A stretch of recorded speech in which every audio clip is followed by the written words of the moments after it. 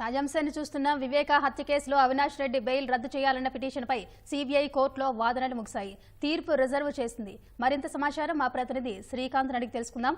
శ్రీకాంత్, చెప్పండి, అవినాష్ బెయిల్ రద్దు పిటిషన్పై సీబీఐ కోర్టు విచారణ వివరాలేంటి?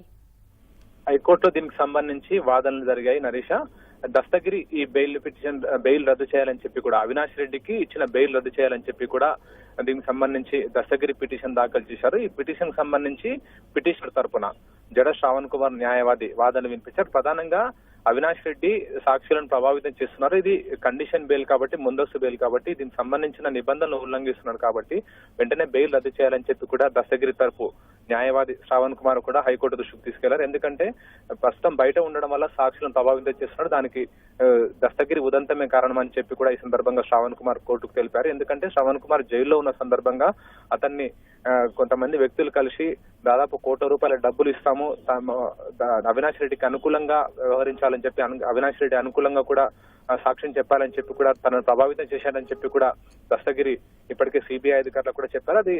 అదే విషయాన్ని ఆయన తరపు న్యాయవాది కోర్టుకు తెలిపారు.